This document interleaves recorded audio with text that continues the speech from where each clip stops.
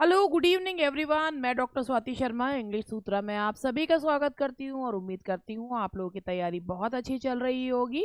आज है हमारा पेनेशिया 40 डे स्ट्रैटेजी का डे 17 और आज मैं आप लोगों के लिए कुछ क्वेश्चंस लेके आई हूँ। हालांकि एक छोटा सा सेशन ये रहेगा, तो चलिए लेट्स गेट स्टार्टेड। और ये है push harder today if you want a different tomorrow. ठीक है, अगर आज मेहनत कर लोगे और सही दिशा में तो कल जो है वो तुम जरूर चेंज कर दोगे। और इसी के साथ आज मैं अपना सेशन जो है वो स्टार्ट कर रही हूँ। और पहला क्वेश्चन आप लोगों की स्क्रीन पे ये रहा। Which of the following is not the setting of the play all is well that ends well?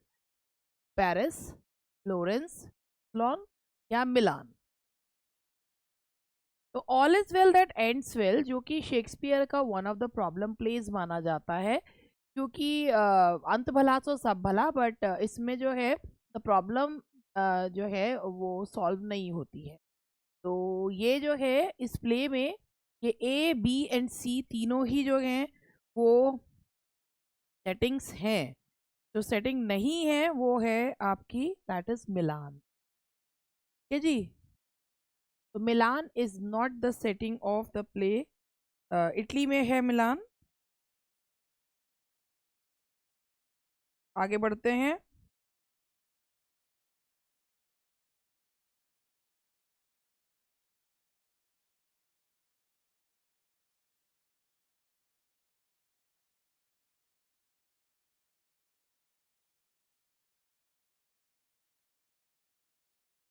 और यहाँ पे मैं एक और आपको बताती हूँ। देखिए, पेरिस है, फ्लोरेंस है, रूजलॉन है, और एक और जो है सेटिंग्स हैं जो इसमें all is well that ends well में है, वो है that is Marseilles. That is MARSEILLE। ये मार्सलास भी जो है ये भी इसी का एक setting, one of the settings है इसका। A waiting and waiting that's what a woman has to do line occurs in. भाई बताओ ये कौन से प्ले की लाइन है कि एक औरत इंतजार और इंतजार, एक औरत इसके सिवा और क्या कर सकती है? जॉय, स्ट्राइव, किन गेम या सिल्वर बॉक्स? सारे ही प्लेस गोल्सवर्दी के हैं। यहाँ जी हाँ, सही आंसर आपने चुना, दैट इज स्ट्राइव। और ये जो प्ले है ये एक स्ट्राइक पर आधारित प्ले है। Chorus was introduce by Shakespeare in. देखो, कोरस जो होता है वो एक कैरेक्टर होता है। हेनरी फिफ्थ में भी शेक्सपियर ने, या रोमियो जूलियट में जो कैरेक्टर है, कोरस का काम क्या होता है? कोरस का काम होता है कि आगे क्या घटनाएं घटने वाली हैं उसके बारे में लोगों को पहले ही जानकारी देना। तो शेक्सपियर ने जो कोरस इंट्रोड्यूस करी थी वो अपने प्ले हेनरी फिफ्थ में करी थी। That is Henry fifth. One character was addressed as chorus. Which of the following plays of Shakespeare does not belong to the minor historical tetralogy? To the minor historical which of the following plays? देखो भाई, Shakespeare का एक जो major tetralogy है जिसे हेनरियाड भी कहा जाता है, इसे हेनरियाड या मेजर टेट्रोलॉजी है। इसकी शुरुआत होती है Richard second, Henry fourth part first, Henry fourth part second and Henry fifth. ये हेनरियाड या मेजर टेट्रोलॉजी है। ये जो नीचे आप देख रहे हो, Henry six part first, Henry six part second, Richard third, ये माइनर टेट्रोलॉजी का पार्ट है, ये मेजर टेट्रोलॉजी का पार्ट नहीं है। तो ये जो है इसमें Richard second odd one out है, क्योंकि ये हेनरियाड या मेजर का हिस्सा है, मेजर टेट्रोलॉजी का। एक मिनट जरा मुझे टाइम दीजिए। नेक्स्ट क्वेश्चन है आप लोगों की स्क्रीन पे।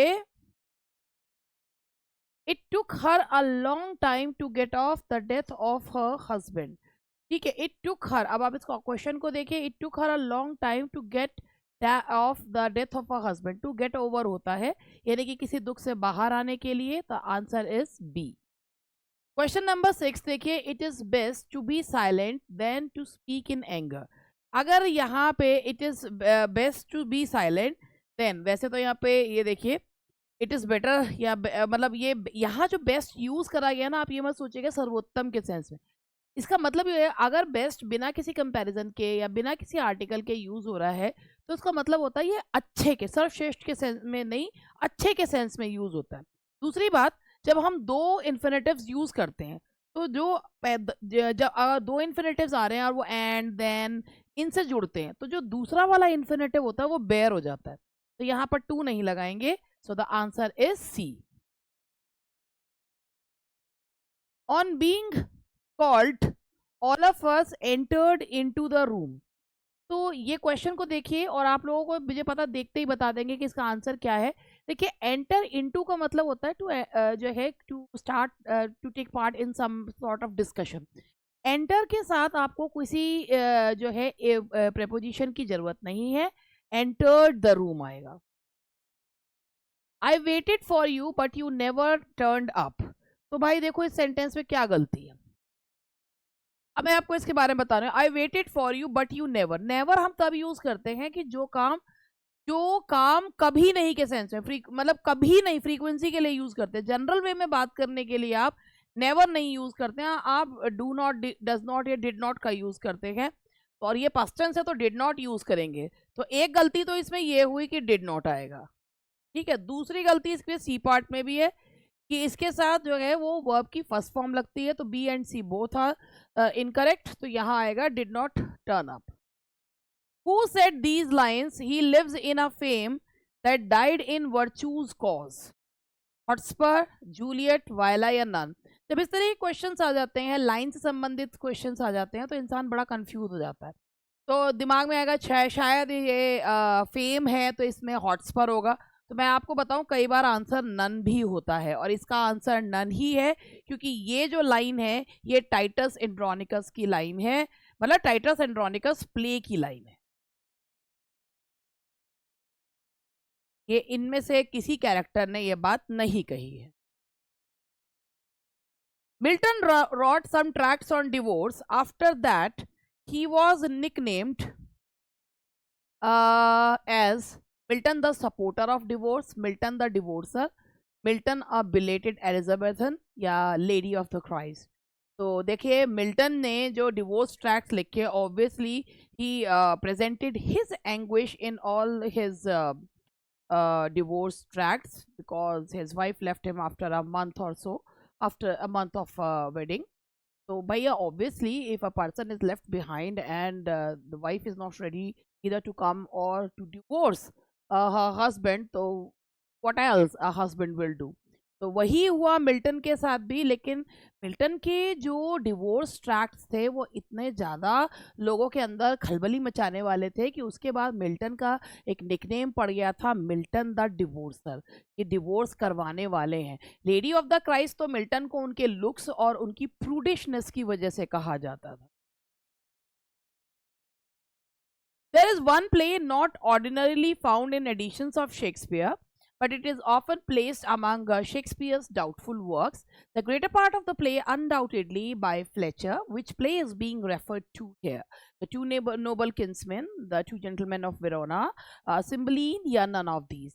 तो अगर आप लोगों ने क्वेश्चन ध्यान से पढ़ा हो तो शेक्सपियर का हम लॉस्ट प्ले की बात नहीं कर रहे हैं, इसके बारे में कहा जाता है कि this play is majorly written by Fletcher. Shakespeare just contributed, and at the name of Shakespeare, the copies got sold. But this play is not considered the full and final work of William Shakespeare. कि इसमें दूसरे का भी contribution है, and that is none other than the two noble kinsmen. The story has been taken from Chaucer's Look to the Canterbury Tales, Knight's Tale में से लिया गया है। Which among the following is the odd one? तो इनमें से कौन सी odd है? Pericles, Coriolanus, Winter's Tale and Cymbeline। बताइए इनमें से कौन सी odd one है? तो मैंने ये राइट तो सब पे लगा दिया, ये और ये हैं रोमांसेस या ट्रेजी कॉमेडीज। ये रोमांसेस हैं या ट्रेजी कॉमेडीज हैं। बट जो कोरियोलानस है, टी.एस. इलियट ने कोरियोलानस, उनका जो है वो रोमन प्ले है, और कोरियोलानस जो कोरियोलन के नाम पे, और ये इसमें रोमन सॉरी इनके रोमांसेस में या ट्रेजिक कॉमेडीज में नहीं आता है। और टी.एस. इलियट ने तो the most assured artistic success ही इसको कहा है। और उन्होंने इस पे कोरियोलन नाम की एक अधूरी पोयम भी लिखी है जो 2 पार्ट्स में। In which play of Galsworthy, an idealist faces much torments and tremendous oppression at the hands of society. The mob, a bit of love, the skin game, window. अगर आपने ये वैसे तो ये जो है पिजन में भी ऐसे ही होता है, लेकिन सोसाइटी के द्वारा जिसमें सबसे ज़्यादा जो मतलब एक तरीके से टॉर्चर जो है वो, और उसकी पत्नी भी छोड़ के चली जाती है, सोसाइटी के द्वारा भी प्रताड़ित किया जाता है, वो प्ले है the mob. That is the mob.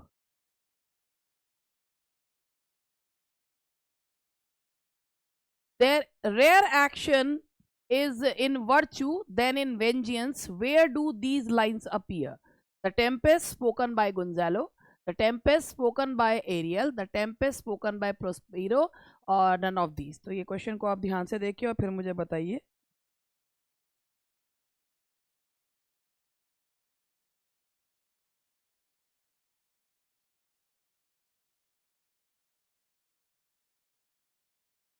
और ध्यान से देखकर बताइएगा।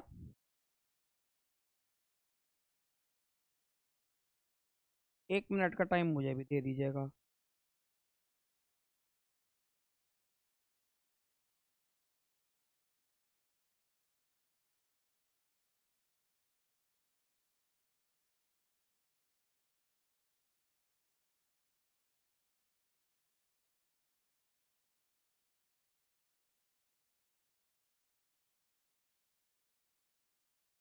क्या है जी क्वेश्चन?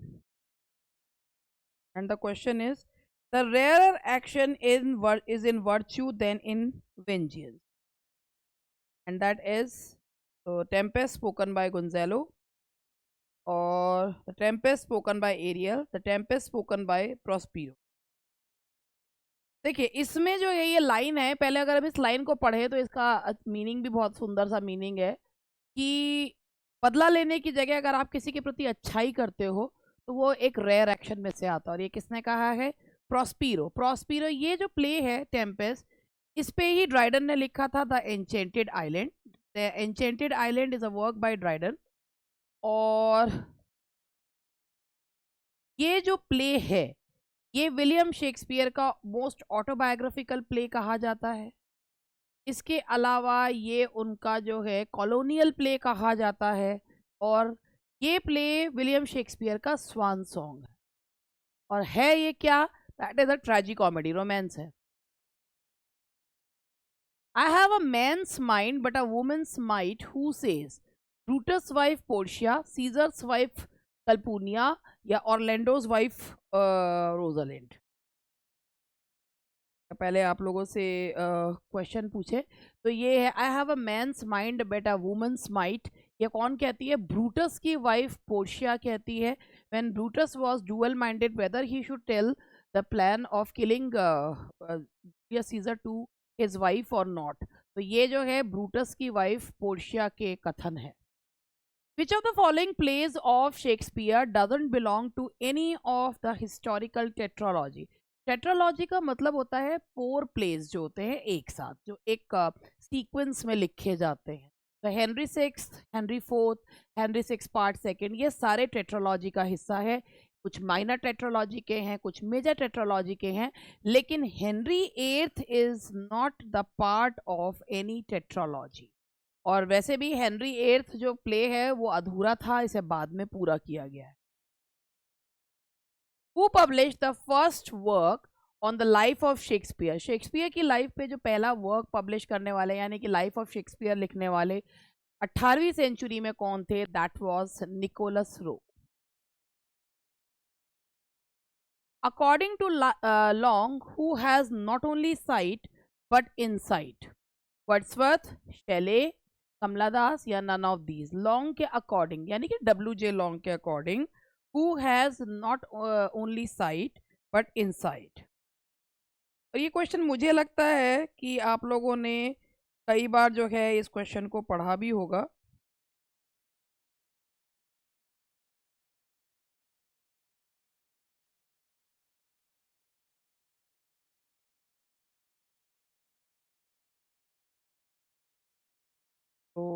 इसका जवाब भी अब आप दे रहे होंगे।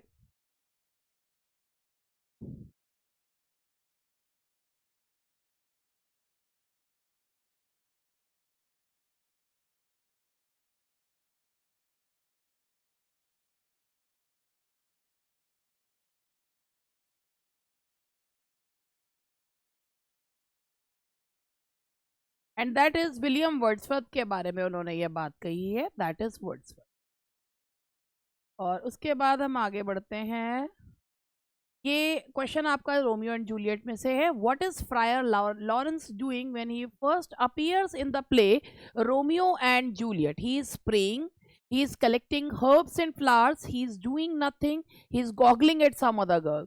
तो देखो भाई, फ्रायर लॉरेंस जो हैं तो अब ऐसे ऐसे क्वेश्चंस भी कभी कभी आ सकते हैं। तो जब फ्रायर लॉरेंस को पहली बार प्ले रोमियो एंड जूलियट में दिखाया जाता है तो वह हर्ब्स और फ्लावर्स जो हैं वो इकट्ठे कर रहे हैं। So the answer is B, he is collecting herbs and flowers. And next question is who declared measure for measure as a problem play? देखिए, शेक्सपियर के कुछ प्लेस को प्रॉब्लम प्ले कहा गया है। Measure for measure, all is well that ends well, Troilus and Cressida, क्योंकि इनमें problem तो पोज की गई है but the solution has not been given. और कुछ प्रॉब्लम्स ऐसी होती हैं जिनके तुरंत सॉल्यूशंस होते भी नहीं है। तो शेक्सपियर के प्लेस को प्रॉब्लम प्लेस में टर्म देने, देखो प्रॉब्लम प्ले टर्म तो सिडनी ग्रंडी ने दिया था, लेकिन शेक्सपियर के प्लेस को प्रॉब्लम प्ले कहा था फ्रेडरिक एस बोस ने। तो the answer is D, Frederick S Boas. अब मैं आप लोगों को, मैं एक क्वेश्चन मैंने लिखा हुआ है तो वो मैं आप लोगों से जरूर पूछना चाहूंगी। जस्ट गिव मी अ सेक।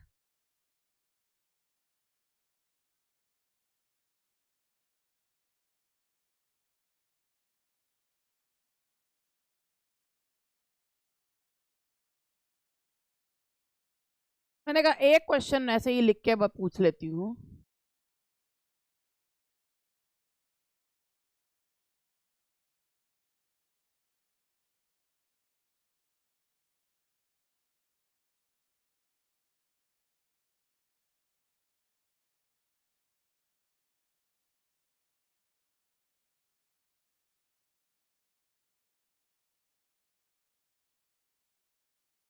तो क्वेश्चन आप लोगों को बोर्ड पे दिख रहा होगा। Which of the following sentences has copular inversion? Number one,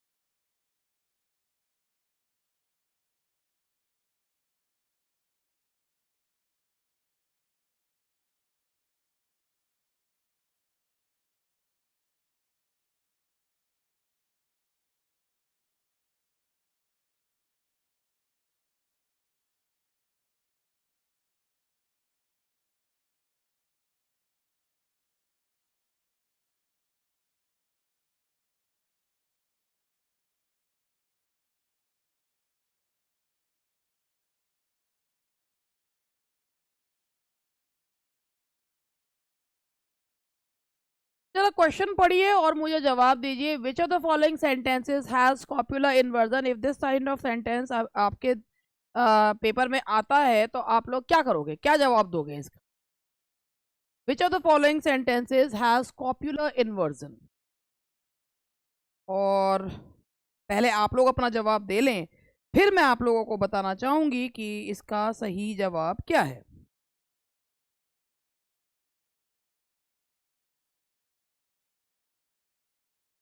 चलिए अब मैं बताना शुरू करती हूँ। और सबसे पहले, which of the following sentences has copular inversion? तो जिन्होंने कॉपुलर इन्वर्जन का नाम ही पहली बार सुना है वो ये सोचेंगे शायद इसका आंसर ऑल ऑफ दीज है। तो मैं आप लोगों को बताऊं कि नहीं, इसका आंसर है आवर मैनेजर इज मिस्टर दास। अब एक कॉपुलर इन्वर्जन नाम की चिड़िया है क्या? लेट मी टेल यू कि व्हाट इज कॉपुलर इन्वर्जन। तो मैं आप लोगों को यहाँ पर बता रही हूँ कि कॉपुलर इन्वर्जन का मतलब जो होता है, कॉपुलर इन्वर्जन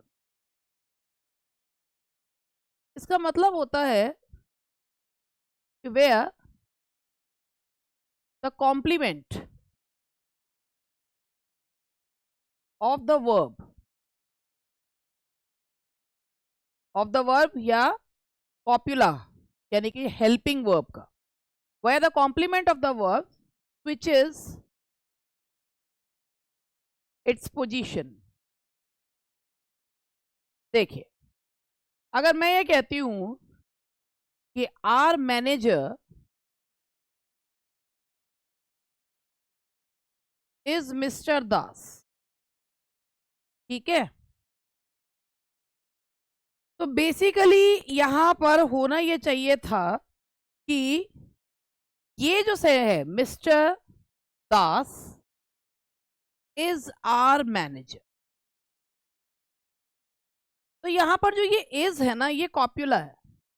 कॉप्युला होता है हेल्पिंग वर्ब्स जो होते हैं, और जब हेल्पिंग वर्ब्स होते हैं वो सब्जेक्ट को सब्जेक्ट के को कॉम्प्लीमेंट से जोड़ते हैं, और जो ये हेल्पिंग वर्ब्स होते हैं इनके बाद केवल या तो नाउन आता है या एडजेक्टिव आता है, ये ऑब्जेक्ट नहीं होते हैं। भले ये व्हाट का जवाब दे लेकिन ऑब्जेक्ट ट्रांसफर नहीं होता है। एक तो ये जो होते हैं, ये जो वर्ब्स भी होते हैं ये ट्रांजिटिव वर्ब्स नहीं होते, इनट्रांजिटिव वर्ब्स होते हैं।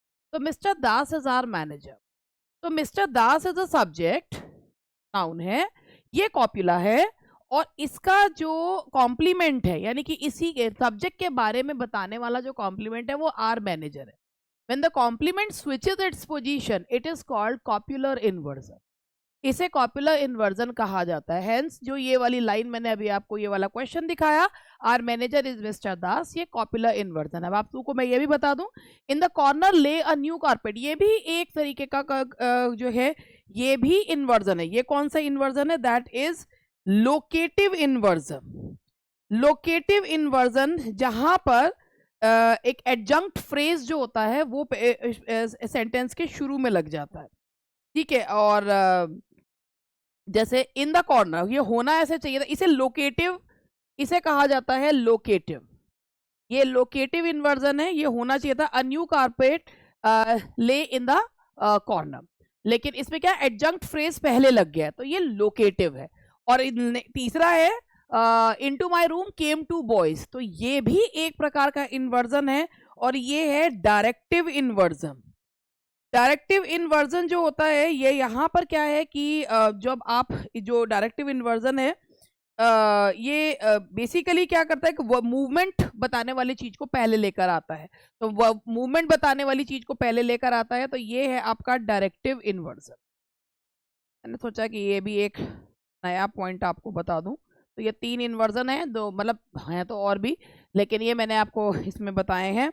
और एक और मैं आपको बताती हूँ, कभी कभी आपने देखा होगा कि जो इन्वर्टेड कॉमास जब लगाते हैं तो कहते हैं ना कि जब इन्वर्टेड कॉमा लगाते हैं he said what are you doing, तो वो जो है डायरेक्ट स्पीच है, लेकिन what are you doing he said जब इन्वर्जन यानी कि रिपोर्टेड स्पीच पहले आ जाती है और रिपोर्टिंग स्पीच जो है वो बाद में जाती है, तो उसे कोटेटिव इन्वर्जन कहा जाता है। That is called quotative inversion.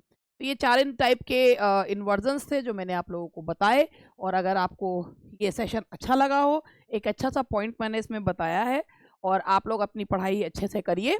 और जैसा कि मैंने आप लोगों को बताया ही था कि अब ऐड वैड में कोई सा कर ही नहीं रही हूँ, और ना करने का रीज़न वही है कि भाई क्योंकि अभी कल जो है भी कुछ लोगों को अभी उन्होंने कहा है कि हम जो है एक मतलब थोड़े देर में उसको खरीदेंगे, और वो है तो अभी बस वो ओपन है हमारा पाइनियर वाला। स्कोपम तो जो है पीजीटी वाला तो ओपन है प्रैक्टिस बैच, लेकिन जो पाइनियर वाला है वो जिनको अभी खरीदना है वो ले रहे हैं, उसके बाद वो बंद हो रहा है, मोस्ट प्रोबेबली वो बंद हो ही जाएगा अब।